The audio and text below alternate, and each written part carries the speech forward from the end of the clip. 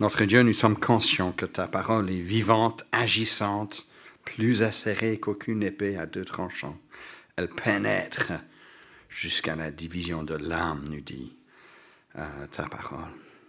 Et il n'y a aucune personne ici présente qui échappe à ton regard. Tout est mis à nu et offert aux yeux de celui à qui nous devons rendre compte. Nous en sommes conscients, Seigneur. Et nous te demandons donc, par ton esprit, d'être présent parmi nous, de nous éclairer, de nous fortifier. Et cela, Seigneur, pour la gloire de ton nom. Amen. Amen. Alors, cette semaine, c'était la semaine dernière, c'est souvent un moment où nous envoyons des photos de vœux à des amis un peu partout dans le monde. Nous essayons aussi de faire ça, parfois par WhatsApp, parfois par d'autres moyens. Et j'ai envoyé une photo de notre famille cette semaine à un vieil ami. Je ne le vois plus très souvent et il n'a pas vu la famille depuis un long moment. Et lorsqu'il a reçu la photo, il m'écrivait tout de suite pour me dire ceci. Au moins c'est clair, il disait, que c'est l'un des parents qui est parent de ses enfants. Il voulait dire mon épouse, car selon lui, il n'y a pas beaucoup de gènes du papa qui ont été transmis aux enfants. Je ne sais pas s'il a raison, et en tout cas, si c'est vrai, tant mieux pour mes enfants, n'est-ce pas? Mais ce qui est plus troublant, c'est que non seulement des ressemblances physiques sont transmises à la prochaine génération, mais aussi des ressemblances de caractère, y compris nos fautes et nos failles. Là, c'est sûr, ma part génétique a bel et bien été transmise. Je pense que c'est l'une de mes sœurs, elle pas chrétienne, qui m'a appris que souvent ce que nous n'aimons pas chez l'autre, surtout chez notre conjoint ou chez nos enfants, c'est ce dont nous ne sommes pas fiers en nous-mêmes. Une part, je pense, de la tension dans la famille vient de ce fait-là, que nos enfants nous ressemblent de trop. Évidemment, cela n'enlève en rien notre propre responsabilité par rapport à nos fautes devant Dieu. Mais le dicton « tel père, tel fils » contient du vrai, qui est perturbant pour nous les parents, lorsque nous réfléchissons à nos manquements. Certainement, c'était vrai cela pour David et ses fils, comme nous voyons en pleine lumière dans ce texte sobre, comme disait Benjamin, que nous avons lu, le chapitre 13, mais aussi le chapitre 14, on va réfléchir ensemble. Nous reprenons ce matin l'histoire de Samuel à un moment où David lui-même, juste avant, vient d'échouer en long et en large sur le plan éthique. Lui, le roi choisi par Dieu, le roi selon le cœur de Dieu lui-même, chassé, lui, pendant des années par Saül, son prédécesseur. David, ensuite le roi vainqueur, le roi béni par Dieu à tous égards, le roi qui a cœur la gloire et l'honneur de Dieu. Lui, ce David-là, de façon délibérée et réfléchie, commet un adultère, peut-être même un viol, avec Bathsheba. Et ensuite, il tue le mari de Bathsheba, Uri. Le chapitre 13 de 2 Samuel nous présente donc Amnon, le fils aîné de David, et Absalom, le prochain fils en vie de David, et donc le second dans l'ordre de succession du trône. Le demi-frère Absalom d'Amnon, car il n'avait pas la même mère. Amnon commet un viol et Absalom un meurtre. À qui est-ce qu'il ressemble? À aucun moment le texte fait explicitement le lien avec David le père, car le texte n'a pas besoin de le rendre explicite, c'est clair.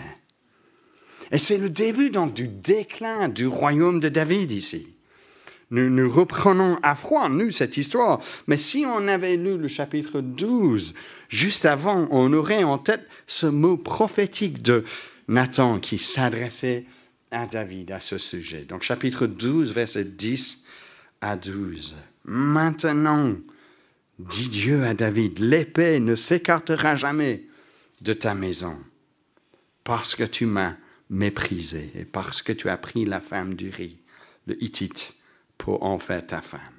Ainsi parle le Seigneur, je suscite un malheur contre toi du sein de ta maison. Toi, verset 12, tu as agi en secret, mais moi, je ferai cela à la face de tout Israël et à la face du soleil. Et à la face donc de l'église de Woluwe ce matin, nous lisons encore cela publiquement et nous observons, nous sommes témoins du déclin du royaume de David. Chapitre 13, alors, c'est le début de la réalisation de ce que disait Nathan. Et c'est pour cela que j'ai intitulé ce message, si vous suivez le plan, les indices d'un royaume défectueux. Parce que c'est ça ce que nous voyons dans le chapitre 13, dans le chapitre 14. Tout ne tourne plus rond pour le royaume de David. Ni pour David, ni pour son royaume. Survoler ces deux chapitres, c'est de spectateurs à toute une série de choses qui soit se heurtent à nos sensibilités, nos antennes morales, soit témoignent d'un certain malaise. Le narratif est donc déstabilisant. Il n'y a pas toujours de repères clairs pour comprendre la portée de ce qui se passe. Quel est le but d'un tel portrait du royaume de David? En partie, je crois, cela nous pousse à discerner la main providentielle de Dieu. Malgré la confusion qui règne, Dieu accomplit ce qu'il avait désigné pour David. Et ainsi, ça nous pousse à nous tourner vers notre Dieu souverain et bon.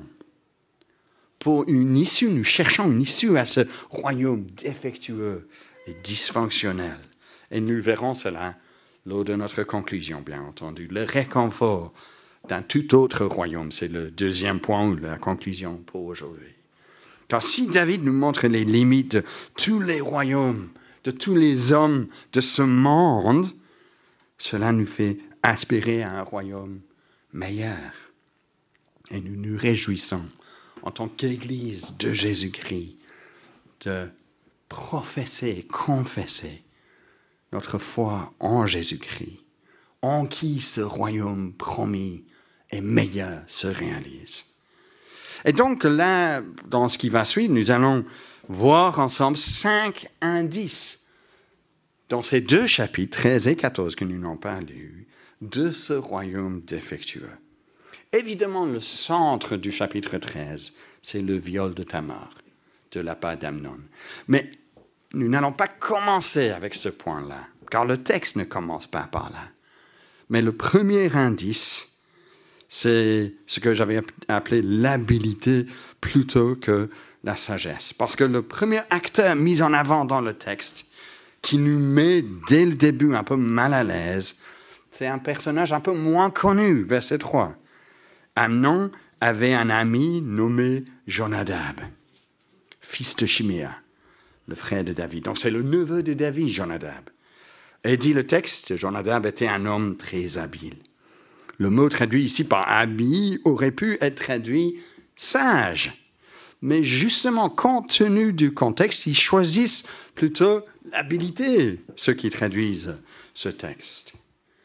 Car ce que fait Jonadab est justement pas sage, mais rusé. Comme un bon fonctionnaire, il facilite, lui, la réalisation de la volonté de ses supérieurs. Jonadab voit Amnon triste et frustré de ne pas pouvoir avoir accès à Tamar, cette fille de David qui est belle et qui est aussi sa demi-sœur. Il gagne donc la confiance d'Amnon.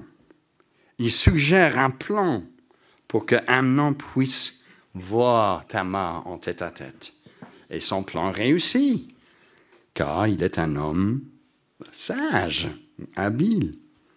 Mais le début de la vraie sagesse, nous dit la Bible, c'est quoi? La crainte de l'Éternel. Non pas le pouvoir de faciliter le péché. Et Jonadab apparaît encore à la fin du chapitre 13, peut-être vous l'avez remarqué, pour apaiser la douleur de David qui croyait, après le meurtre d'Amnon, il croyait le premier rapport qui lui est parvenu en disant qu'Absalom a tué tous ses autres fils. Non, non, disait Jonadab, verset 32, ne dis pas ça, Amnon seul est mort. Mais comment Jonadab savait cela? Il n'était pas là-bas, il était toujours avec le roi. Bien entendu, car Absalom lui en avait parlé de son projet. Car Absalom, sans doute, faisait également confiance à ses capacités rusées de Jonadab. Dans les deux cas, Amnon et ensuite Absalom, avait-il Jonadab agi pour mettre à terme ses projets pleins de méchanceté? Non. Non, le conseiller agit pour faciliter les projets de ces hommes, peu importe leurs intentions, bonnes ou mauvaises. Les conseillers de ce type n'ont pas l'apanage de l'Ancien Testament, non. 2 Timothée chapitre 4, verset 3, dans le Nouveau Testament, parle de notre époque, chers amis. Au contraire, parlons des faux docteurs, ayant la démangeaison d'entendre des choses agréables, ils se donneront une foule d'enseignants conformes à leurs propres désirs. Donc, ils adaptent ces enseignants, ce qu'ils disent, pour que ça colle à la société actuelle, à ce qu'on veut de eux. Et Jonadab, lui, il n'est pas le seul d'agir ainsi dans ce texte. Parce que le chapitre 14, on entend parler de Joab qui engage une autre stratégie afin de faciliter le retour d'Absalom dans la cour du roi. Il engage, lui, une femme de Tekoa. Une femme, nous dit le texte, chapitre 14, verset 1, sage. Mais avec elle, il concocte une histoire de 2 fils qui se bagarrent et dont l'un meurt. L'autre est banni et menacé de mort. David, donc, du coup, doit intervenir pour garantir la protection du fils qui devait partir. Et il le fait. Mais à terme, il comprend que ce n'est qu'une histoire et que c'est Joab qui est derrière cette concoction. Il cède donc David, malgré lui, à la pression de laisser revenir Absalom à Jérusalem. Le plan, voyez-vous, de Joab aussi réussit. On suppose qu'il voyait, Joab, le danger pour le royaume de David d'avoir un fils, Absalom, puissant et populaire, qui commençait à s'installer de plus en plus dans un autre coin. Il voulait agir, Joab, on suppose, avant qu'il soit trop tard pour David. Mais y a-t-il de la sagesse dans ce qu'il fait? L'issue n'est pas la réconciliation pour finir avec David, mais une tension qui monte. Car même lorsque Absalom revient, chapitre 14, verset 24, David le garde à distance. On suppose que David n'arrive pas à trancher entre sa conscience et ses émotions par rapport à ses fils. Donc Joab, le portrait, c'est d'un homme pragmatique. Courageux, oui, parfois, mais droit, pas toujours. Lorsqu'il y a donc habilité plutôt que sagesse, qui prend le devant de la scène, dans l'Église de Jésus-Christ, l'Église est en danger. Lorsqu'on agit par pragmatisme et plus par principe, l'Église est en danger. Deuxième indice, chers amis, l'abus plutôt que l'amour. Ce deuxième indice, c'est le plus dur à entendre, bien entendu. Car à partir du verset 6 du chapitre 13, Amnon met en œuvre le plan de Jonadab. Il joue le malade, il dupe son père de lui envoyer sa demi-sœur, il fait sortir tout le personnel de la pièce, il fait venir Tamar tout près de lui pour lui donner à manger. Et ensuite, il l'a saisie. Malgré les avertissements de Tamar, il l'ignore. Et dans le verset 14, il se sert de sa force physique pour l'abuser. Il coucha avec elle, dit le texte. Verset 2 nous dit que Amnon, fils de David, aimait Tamar. Mais bien entendu, ce n'est pas l'amour dont il s'agissait. Il confondait, bien sûr, dans la méchanceté de son cœur, l'amour avec le désir. Il aurait dit que son désir était plus fort que lui.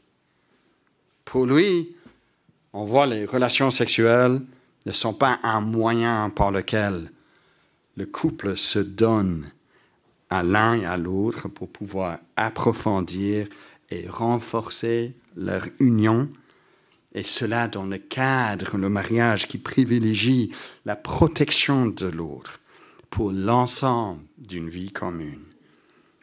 Non, ses désirs avaient pour but le seul objectif de satisfaire ses propres envies, d'exploiter l'autre pour le profit de sa propre personne.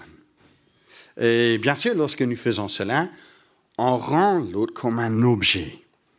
C'est le fait d'objectiviser une autre personne, au lieu de traiter cette personne comme une personne avec toute la dignité qui découle d'être créée à l'image de Dieu. Non, c'est une personne qui devient plutôt rien qu'un objet. Tamar est un objet à exploiter. Et Amnon n'est pas le seul d'agir ainsi. Il ne sera pas le dernier. Chaque fois, chers amis, que nous cherchons, que nous portons le nom de Christ ou pas, un épanouissement sexuel, en dehors du contexte d'un engagement relationnel qui impose des exigences sur nous-mêmes, nous faisons preuve de ce même réflexe d'Amnon. Et lui, il donne libre cours à cet instinct animal. Il se laisse aller à un point où il s'en fiche de qui il est question. Et qu'il est question donc de viol et d'inceste. Tamar, elle, dit vrai lorsqu'elle lui dit, verset 12, que c'est inadmissible en Israël ce qu'il fait. Ne commets pas, dit-elle, une telle folie. Et toi, tu serais comme un fou. Alors, la folie et être un fou n'est pas quelque chose d'un peu insensé, comme parfois on utilise ce langage aujourd'hui un peu irréfléchi. Ah, t'es un peu fou, toi. Non. Selon la Bible, c'est plus fort que cela. Écoutons juste ce texte en Ésaïe 32, verset 6, qui nous décrit ce que c'est un fou, bibliquement parlant. En effet, le fou parle avec folie et son cœur s'applique au mal pour commettre des sacrilèges et dire des sottises contre l'Éternel. Il laisse ainsi celui qui a faim l'estomac vide et écarte la boisson de celui qui a soif. Voici Amnon. Car Tamar est traitée de cette manière-là. Ensuite, elle est délaissée, verset 15. Puis Amnon se mit à la détester de tout son être. Il la détesta plus encore qu'il ne l'avait aimée. Tout d'un coup, l'amour qu'il croyait avoir se révèle pour ce que c'est. De la haine. Il lui dit, lève-toi, va-t'en. Et elle lui répondit, tu ferais un plus grand mal encore en me renvoyant. Mais il ne voulut pas l'écouter. Il appela son serviteur personnel et lui dit, renvoyez-moi celle-là. Dehors, je vous prie. Verrouille la porte derrière elle. Effectivement, le fait de la voir après l'acte, c'était d'être confronté de sa propre obsession, de l'avoir traité comme un objet. Mais donc, du coup, verset 21, Tamar prend refuge chez son frère Absalom. Absalom lui dit de garder le silence. C'est ce qu'elle fait, car nous n'entendons plus parler de Tamar dans la Bible tout entière. délaissé même dans le texte biblique pour renforcer la réalité émotionnelle et relationnelle qu'impose la méchanceté d'Amnon. C'est inadmissible. Et aujourd'hui encore, chers amis, c'est inadmissible. Cela doit nous faire réfléchir à une époque où nous estimons être libérés du cadre dont pourvoit notre Créateur pour jouir de notre sexualité, où le danger de se saisir de la sexualité pour mes propres objectifs est quasi partout sur le devant de la scène ici en Occident. L'épanouissement, la satisfaction sexuelle tournent aujourd'hui autour de moi et de mes désirs. Mais dire que c'est inadmissible en Israël, comme le dit Tamar, n'est pas sans ironie, chers amis. Car le roi lui-même, bien évidemment, 2 chapitres plus tôt, a déjà fait preuve de cet abus, lui. Et dire que c'est inadmissible encore pour l'Église de Jésus-Christ ne signifie pas, hélas, que l'immoralité sexuelle sous toutes ses formes n'est plus du tout sur le devant de la scène parmi nous. Ne soyons, chers frères et sœurs, pas naïfs par rapport à la tentation de chercher ma propre satisfaction de par la sexualité et donc de tomber sous la tentation sous toutes ses formes. Entendons encore la voix de Tamar ici dans ce texte qui plaide avec Amnon, mais qui plaide par la suite avec nous de ne pas commettre une telle folie. L'abus plutôt que l'amour. Troisième indice, c'est l'indécision plutôt que le leadership. Ce qui frappe ici, c'est le contraste. D'un côté, il y a l'émotion de David lorsqu'il apprend la nouvelle, verset 21. Le roi David apprit tout cela et il fut très fâché. Amen.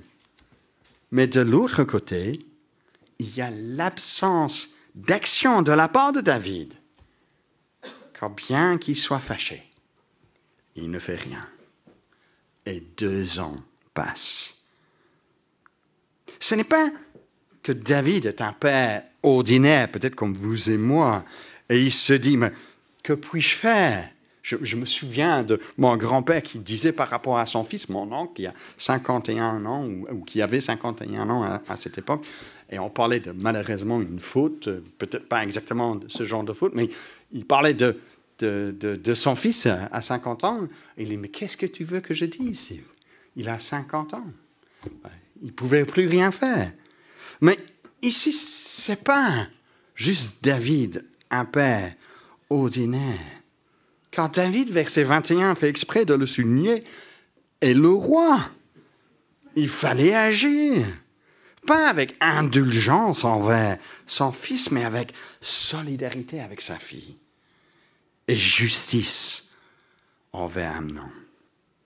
Évidemment, David, lui, il est compromis, car punir son fils pour un acte dont il est coupable lui-même devient difficile.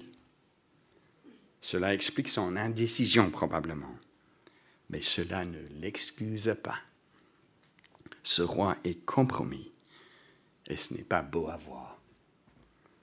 Ce portrait donc d'un David indécis et du coup affaibli devant ses fils continue lorsque le récit se tourne vers Absalom et son plan de tuer son frère. Lorsque Absalom supplie son père pour qu'Amnon fasse partie du groupe qui rejoigne Absalom lors du passage des tondeurs de moutons chez lui, David semble soupçonner le vrai motif de son fils. Verset 26, le roi lui répondit, « Pourquoi irait-il chez toi ?» Il hésite, il comprend qu'il y a quelque chose là. Mais qu'est-ce qu'il fait ? Il laisse aller quand même Amnon. Et après le meurtre d'Amnon et le bannissement d'Absalom au chapitre 14, si d'un côté il consent au retour d'Absalom à Jérusalem, de l'autre côté, une fois qu'Absalom y arrive, le roi se résout de ne pas le voir. Ensuite, après l'intervention de Joab, il consent de le recevoir au palais. Et le chapitre 14 termine au verset 33 en affirmant « Le roi embrassa Absalom ». Mais il n'y a pas de soulagement lorsque nous lisons cela, car ce n'est pas des retrouvailles comme il s'agissait du retour du fils prodigue. Non, c'est ambigu, car le pardon n'est ni cherché ni accordé. Et cela parce que David n'a pas exercé le leadership nécessaire. C'est moche. Et c'est bien ce qui se passe lorsqu'un manque d'autorité morale rentre aussi dans l'Église de Jésus-Christ. Prenons d'abord un exemple anodin. Qui es-tu de me dire que je dois arriver à l'heure pour le truc que toi tu organises, tandis que quand d'autres organisent quelque chose, toi tu n'arrives jamais à l'heure. Déjà, rien qu'avec ça, il y a du vrai dans une telle critique, n'est-ce pas? Si on veut être un leader, nous devons montrer l'exemple. Ça ne tient pas pour un long moment si nous exigeons quelque chose de quelqu'un d'autre sans le faire nous-mêmes. On monte un cran dans les exemples. Qui sommes-nous dans l'Église à dire à un nouveau couple que la cohabitation ne doit pas se pratiquer si on découvre que ces responsables ont pratiqué cela eux-mêmes? Qui sommes-nous de dire que le baptême est le signe d'entrée dans la foi et donc, a priori, doit procéder à la participation à la Sainte Seine, signe que je continue moi-même à dépendre de la grâce de Dieu, si je ne suis pas, lorsque je dis cela, baptisé moi-même? Et qui sont-ils, ces responsables d'Église, à penser exercer la discipline dans le cas d'un frère ou d'une sœur qui ne vient pas régulièrement à leur assemblée, lorsqu'ils ne disent pas la même chose à leurs propres enfants ou à quelqu'un qui leur est proche, et aussi dans les mêmes églises? Tous ces exemples, chers amis, sont des exemples, des indices d'un royaume défectueux. C'était le cas pour David. Et c'est le cas encore aujourd'hui pour l'Église de Jésus-Christ, si nous faisons preuve de ce genre d'indices. Donc, troisième indice, l'indécision, plutôt que le leadership. Quatrième indice, encore deux, la vengeance, plutôt que la justice. Absalom, quant à lui, fait preuve d'un excès de leadership, on pourrait dire. Car chapitre 13, verset 23, 2 ans sont passés sans que David fasse la moindre chose pour punir Amnon. Et aucune donc action n'a été prise. Le roi échoue dans ses responsabilités. Ah, donc pour Absalom, il est temps d'agir, donner une expression concrète de sa haine pour Amnon. Et donc, il se sert du prétexte du passage des tondeurs de ses moutons chez lui pour rassembler la famille, pour garantir la présence d'Amnon. Ensuite, faisant preuve d'un homme qui donne des ordres et qui commande l'obéissance absolue de ses serviteurs, en se servant, verset 28, des encouragements que ailleurs dans la Bible sont souvent sur la bouche des vrais serviteurs de Dieu. N'ayez pas peur, n'est-ce pas moi qui vous l'ordonne? Soyez forts et vaillants. Mais lui ne profère pas de tels encouragements pour exécuter la volonté de Dieu, mais afin d'exécuter son propre projet de vengeance. Bien sûr, l'histoire joue un petit peu avec nos émotions. Vous avez peut-être eu ce ressenti lors de la lecture, car en partie, c'est juste ce qui arrive à Amnon. La vengeance, après tout, cherche à imposer la justice. Mais le problème, c'est que la vengeance, lorsqu'elle est exercée par des individus, au lieu de résoudre le problème de justice, car ces individus ne sont jamais justes parfaitement, eux non plus, crée encore d'autres problèmes. Et l'effet, donc, est contre-productif. C'est ce qui arrive dans cette histoire. L'Écriture nous dit que de façon ultime, la vengeance est un Dieu. Il punira de façon juste et mesurer tout tort qui existe, qui a jamais eu, qui va y avoir dans le futur.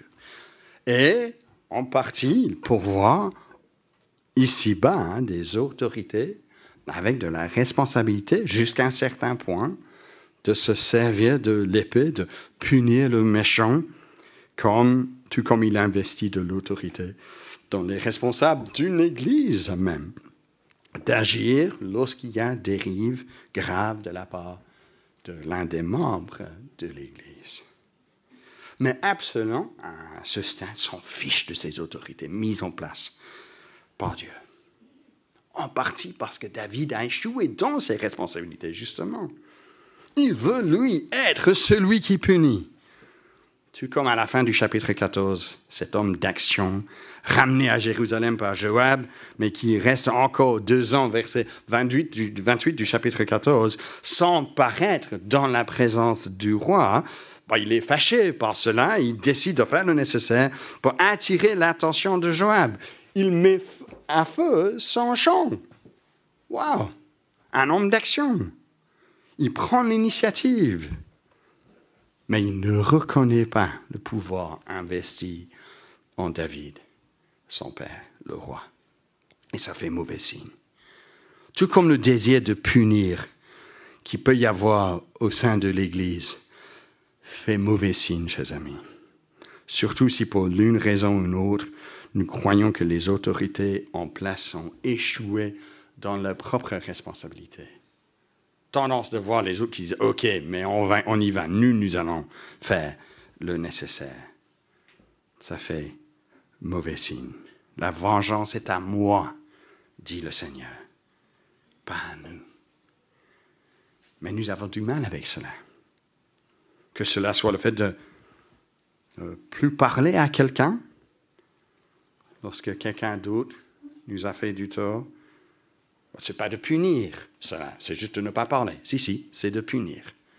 C'est votre façon d'essayer de rendre justice au lieu de résoudre le problème de justice. Que cela soit le réflexe de reprendre quelqu'un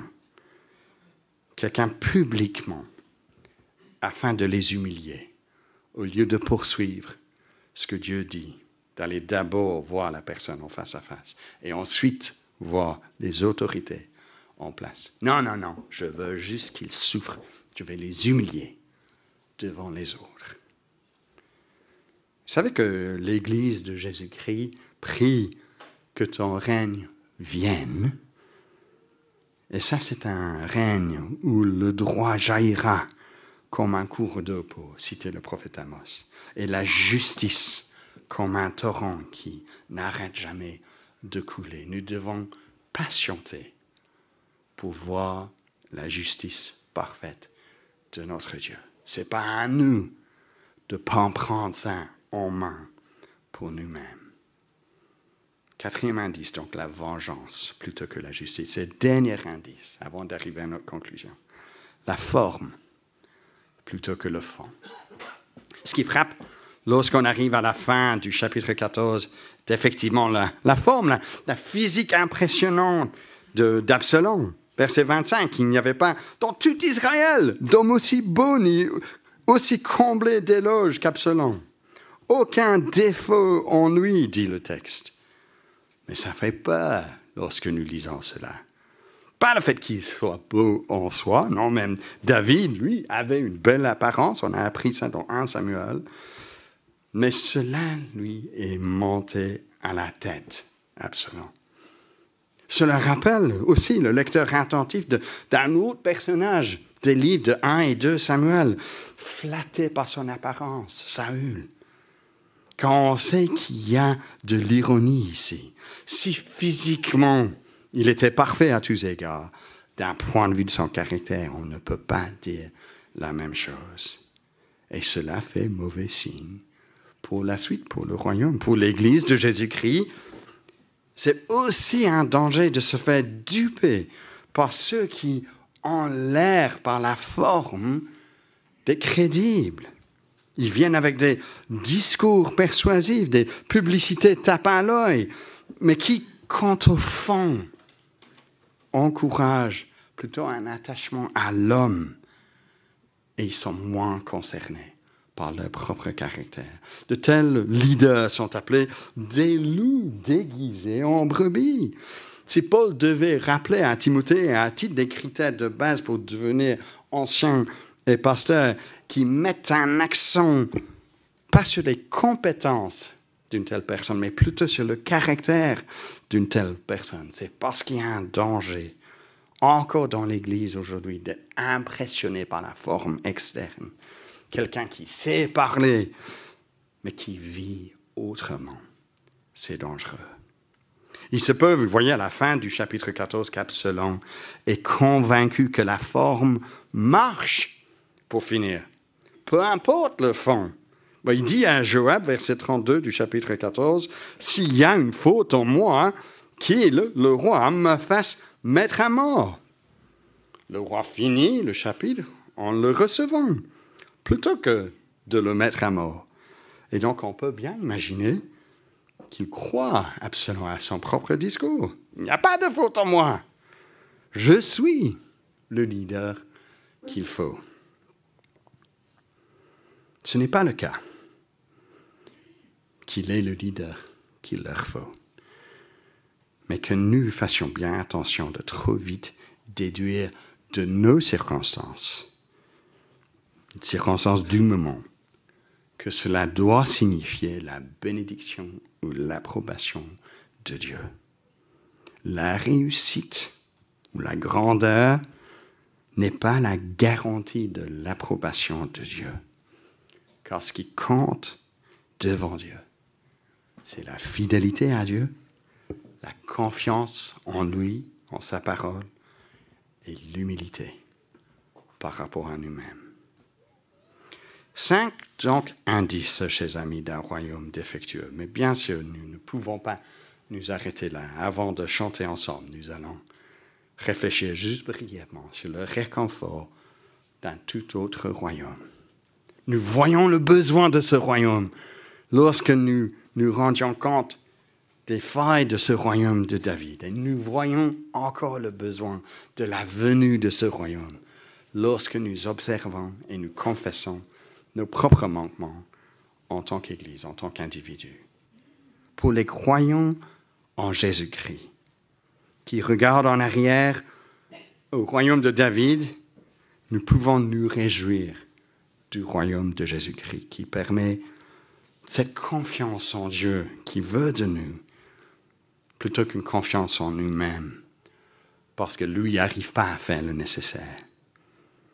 Non, le royaume de Jésus-Christ permet, lorsque nous observons les tendances que nous avons évoquées, même dans l'Église, de confesser notre péché, de nous retrouver autour des repères plus fiables que ces repères dont nous donne le royaume de David. Et nous retrouvons aussi un roi digne de notre confiance, car en Jésus, nous avons affaire à un tout autre royaume, un tout autre roi.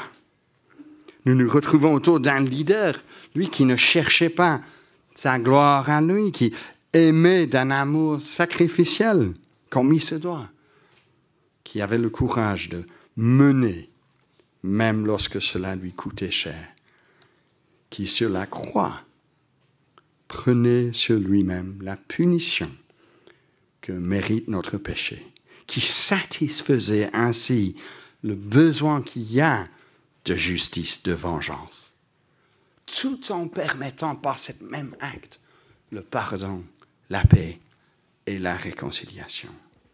Lui qui, en apparence, n'était pas fort impressionnant, mais quant à sa droiture, sa justice, il était sans faute. Ce roi, le roi Jésus, est à la hauteur de nos attentes et de nos besoins. Oui, hélas, parfois encore dans l'Église, nous ne sommes pas à la hauteur de ce que le Seigneur Jésus nous demande. Mais prenons, chers amis, refuge dans la connaissance qu'un jour, ce royaume viendra parfaitement, pleinement. Et cela parce que Jésus est le roi qu'il nous faut. Je termine avec J'ai deux, trois versets de Tite qui parlent de comment est-ce que nous nous sommes laissés à nous-mêmes si on pense être supérieurs à ces personnages qu'on a vus. Tite 3, verset 3. Nous aussi, en effet, donc nous confessons cela ensemble. Nous étions autrefois stupides, rebelles, égarés, esclaves de toutes sortes de désirs et de plaisirs. Nous vivions dans la malfaisance et dans l'envie. Nous étions odieux et nous nous détestions les uns les autres. C'est un portrait sobre aussi de l'homme, laissé à lui-même, chers amis. Mais, verset 4 de Tite 3, lorsque la bonté de Dieu, notre Sauveur, et son amour pour les hommes se sont manifestés, non pas parce que nous aurions fait des œuvres de justice, mais en vertu de sa propre compassion. Il nous a sauvés par le bain de la nouvelle naissance et du renouvellement procédant de l'Esprit Saint. Il a répandu sur nous largement par Jésus-Christ, notre Sauveur, afin que, justifiés par sa grâce, nous devenions héritiers selon l'espérance de la vie éternelle. Si nous avons le réconfort d'un tout autre royaume, c'est parce que nous avons un roi, le Seigneur Jésus-Christ, qui nous qualifie pour ce royaume-là. Alors, je vais prier, chers amis, et ensuite, déjà, on peut demander aux musiciens de s'approcher. Je pense que nous allons quand même chanter « Pardon, Seigneur, pardon » pour confesser ensemble nos failles. Donc, on attend que les musiciens soient là, et puis on prie collectivement en chantant « Pardon, Seigneur, pardon ».